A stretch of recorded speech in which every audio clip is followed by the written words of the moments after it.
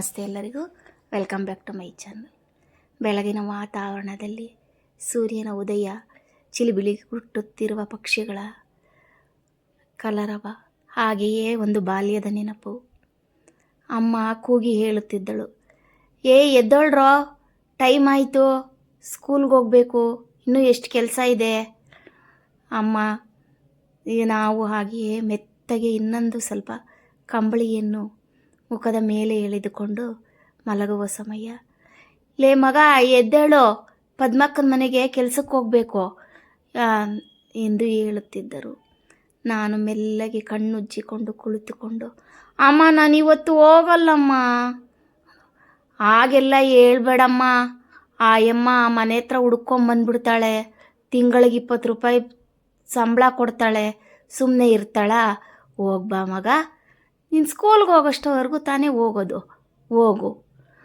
ಹಾಗೆಯೇ ಮೆಲ್ಲಗೆ ನಾನು ಚಾಪೆಯ ಮೇಲೆ ಕುಳಿತು ಕಣ್ಣುಜ್ಜಿಕೊಳ್ಳುತ್ತಾ ಕುಳಿತಿದ್ದರೆ ಅಮ್ಮ ಒಂದು ಅರ್ಧ ಗ್ಲಾಸ್ನಷ್ಟು ಕಾಫಿಯನ್ನು ತಂದು ಕೊಡುತ್ತಿದ್ದಳು. ಅದನ್ನು ಕುಡಿದು ನನ್ನ ದಿನಚರಿಯನ್ನು ಮುಗಿಸಿ ಪದ್ಮಕ್ಕನ ಮನೆಗೆ ಓಡಿ ಹೋಗಬೇಕಿತ್ತು. ಸ್ಕೂಲಿಗೆ ಹೋಗುವವರೆಗೂ ಮಗುವನ್ನು ಎತ್ತಿ ಆಡಿಸಿ ಕಸ ಗುಡಿಸುವ, ಮುಸುರೆ ತೊಳೆಯುವ ಕಾರ್ಯಕ್ರಮ ನನ್ನದು ಪದ್ಮಕ್ಕನ ಮನೆಯಲ್ಲಿ.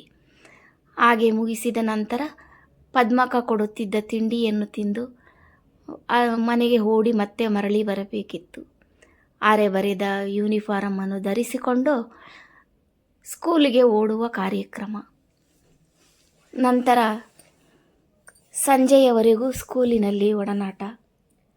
ಸಂಜೆ ಬಂದ ತಕ್ಷಣ ಬ್ಯಾಗನ್ನೆಲ್ಲ ಹಾಕಿ ಅಮ್ಮ ಏನಾದರೂ ತಿಂಡಿ ಕೊಟ್ಟರೆ ತಿಂದು, ಹೋಗು ಮಗ, ಪದ್ಮಕ್ಕ ಆಗಲೇ ಬಂದಿದ್ಲು, ಇನ್ನು ನಿನ್ನ ಮಗಳು ಬಂದಿಲ್ವೇನವ ಅಂತ. ಯಾಕೆ ಇಷ್ಟು ಲೇಟ್ ಇವತ್ತು, 5 ಗಂಟೆ ಆಯ್ತಲ್ವಾ ಅಂತ ಆಗಲೇ ಮನೆ ಹತ್ರ ಹುಡ್ಕೊಂಬಂದಿದ್ಲು. ಹೋಗವ, ಹೋಗ್ಬಿಟ್ಟು ಆ ಮೊಗಿಯನ್ನು ಎತ್ಕೋಬೇಕು ನೀನು, ಕಸ ಗುಡಿಸಿ ಪಾತ್ರೆ ತೊಳೆದ್ಬಿಟ್ಟು ಬರೋಗವ ಎಂದು ಅಮ್ಮ ಹೇಳುತ್ತಿದ್ದ ಮಾತುಗಳು. ಹಾಗೆಯೇ ಮೆಲುಕು ಹಾಕುತ್ತಾ ನನ್ನ ದಿನಚರಿಯನ್ನು ಮುಗಿಸುತ್ತಿದ್ದೇನೆ. ಇವತ್ತು ಇನ್ನೊಂದು ಕಥೆಯೊಂದಿಗೆ, ಮತ್ತೊಂದು ದಿನ ಮತ್ತೊಂದು ಕಥೆಯೊಂದಿಗೆ ಹೊಸ ವಿಡಿಯೋದಲ್ಲಿ ಬರುತ್ತೇನೆ. ಇವತ್ತು ನನ್ನ ಗುರುವಾರ, ರಾಯರಿಗೆ ಆರತಿ ಮಾಡಿ ನಾನು ರಾಯರ ಮಠಕ್ಕೆ ಹೋಗಬೇಕು. ಹೋಗ್ಬಿಟ್ಟು ನಾನು ಹಾಗೆ ಕೆಲಸಕ್ಕೆ ಹೋಗಬೇಕಾಗಿದೆ. ಈ ನನ್ನ ಉಪಕಥೆ ಕೇಳಿ ನಿಮ್ಗೆ ಹೇಗೆ ಅನ್ನಿಸ್ತು ಅಂತ ಒಂದು ಕಮೆಂಟ್ ಮಾಡಿ ತಿಳಿಸಿ. ನಿಮಗೆ ಇಷ್ಟ ಆದರೆ ಒಂದು ಲೈಕ್ ಕೊಡಿ. ಇನ್ನು ಯಾರೆಲ್ಲ ನನ್ನ ಚಾನಲ್ ಸಬ್ಸ್ಕ್ರೈಬ್ ಮಾಡ್ಕೊಂಡಿಲ್ಲ, ಸಬ್ಸ್ಕ್ರೈಬ್ ಮಾಡ್ಕೊಳ್ಳಿ.